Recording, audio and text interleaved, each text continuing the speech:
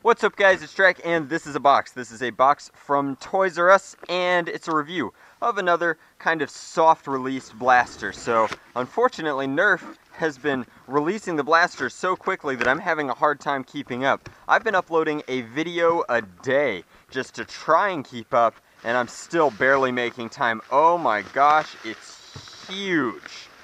Way bigger than I thought it would be. Wow. So, this is the Nerf Alien Menace Incisor. It's a Toys R Us exclusive as of right now, and it looks sweet. I thought that this would just be like a reshelled Fearless Fire, which is the 20-dart turret from Rebel, but the clear plastic is cool. It looks like it's clear through here as well. Oh, this is just begging for LED work in the modification guide, but how very cool. These guys look like skitterers from, I can't remember what the sci-fi original series was, but these blasters look awesome. The difference in the deco is really, really cool. So this is like a skin sort of pattern on the gray, and then almost like a different scale pattern here on the white, combined with plenty of Nerf neon orange and the translucencies here, and then these jagged, harsh edges up front near the barrel. This is, of course, a rotating, almost barricade style flywheel blaster, but it is exciting. It is very, very cool looking. I didn't think that I was going to like this blaster. I wanted to discourage you from purchasing it because at 40 United States dollars, it's like twice the price of a Fearless Fire right now, and that's no good. But if it's performing like a elite style flywheel blaster, then this is going to be really, really cool. Before we fully relinquish it from the package, let's take a look at the back. We'll be making our review of the Ravager very, very soon, but we have aliens are battling their way through the universe, searching for worlds to conquer. Who will be next? Well, with blasters like this, I can see why they would be doing so. So I believe this is going to take 4 AA batteries. I think it says so here, and I prepped that. That's because the internals for this should be your basic strife. In this case, I guess, an elite barricade. Now, I am curious if the flywheels, what is this saying down here? This says, darts located underneath platform, because that's where the aliens would hide their darts, wouldn't they? These are neat darts. I don't know, they're not super unique. I was really hoping for translucent tips on these, but can't have everything.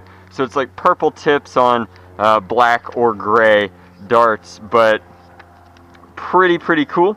Let's see, where do the batteries go on the Incisor? So up here we have, what is this? Is this the jam door?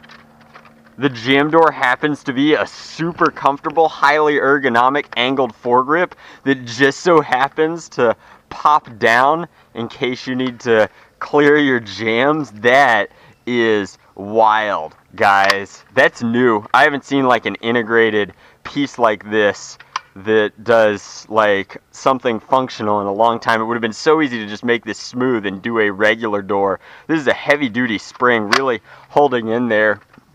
Lets you lock in no matter how you want to hold it, but that is super duper cool. The handle is quite large, and the trigger is pulling double duty. It does have to rotate the turret in addition to pushing a dart. Did I just jam it?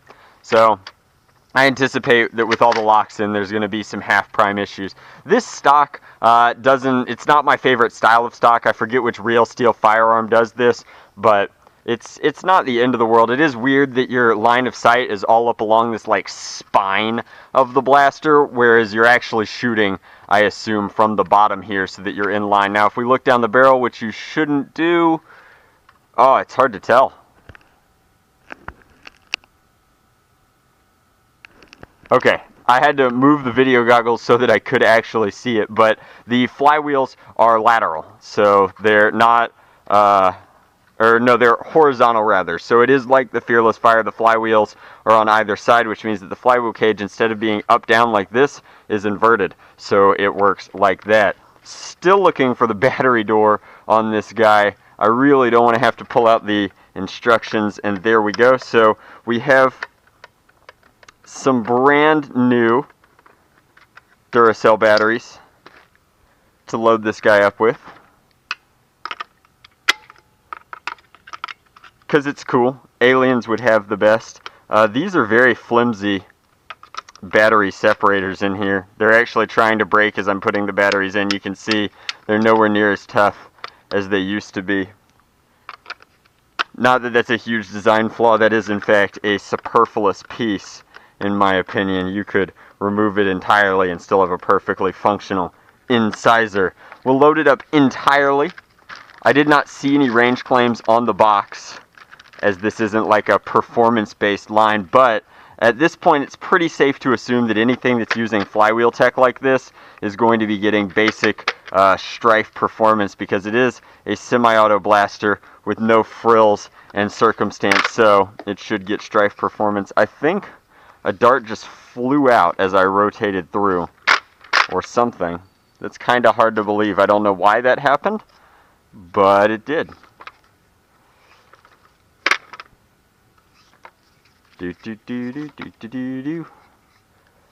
Elite darts are Y code.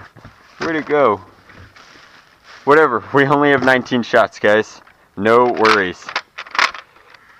Revving is very quiet, possibly because this is a huge shell. It's very heavy. I don't know what they're doing to reduce this empty hollow space, but I mean, you could put a lipo of any size or variety in this, and we will. In the mod guide, we'll find some way to make a really cool integrated circuit, I think. We might actually use the original battery tray and have it removable in this one, but we're not talking about that right now. Not mod guide time yet. Mod guide will be in the description box below. Let's fire this guy.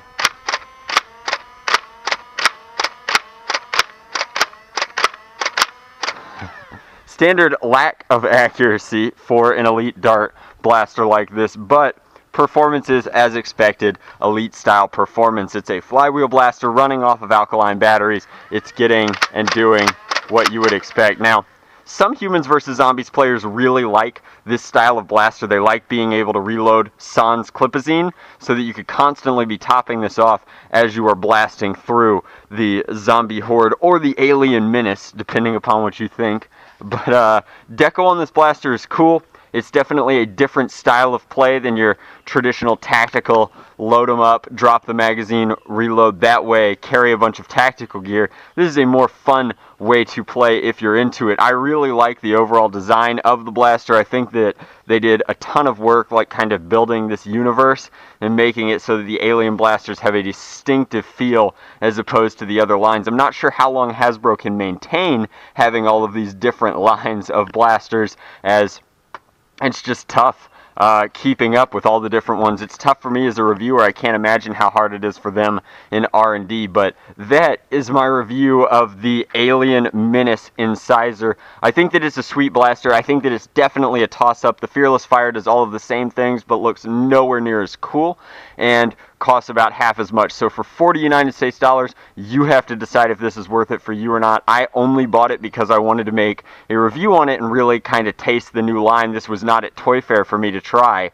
but I really do dig the aesthetic. I dig the aesthetic in a way that I didn't think that I would, but a lot of time has been put into the blaster's deco, and I can appreciate that. From the language to the crystal plastic to the difference in textures, like, it is really, really cool. It looks like an old school 90s Nerf blaster to me, which I just can't get enough of.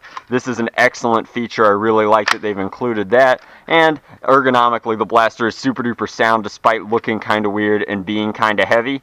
I don't like that there are no tack rails on it, but again, it's not a tactical blaster. It's designed to be this alien counterpart. There is one sling point attachment here, then another one here, and if you wanted to get cute with it, you could run them through here or wherever. This would be a very easy blaster to sling mount, but I will be making a modification guide for you for this blaster as soon as I possibly can. I'm really overwhelmed right now trying to do commission work and make reviews and make mod guides. I will tell you, in the spirit of fair play, that I have just finished the modification guide for the Desolator, so my Frost Impact Zone dudes can fight my alien dudes, but this video will go live pretty soon. This will have a mod guide eventually. If you want to purchase one of these of your very own, I got mine through Toys R Us's eBay page, and I'll put a link to that in the description box below. That was the fastest way for me to get it at a fair price. So I'll link down in the description box below to that, and then when it eventually turns up on Amazon and stops being a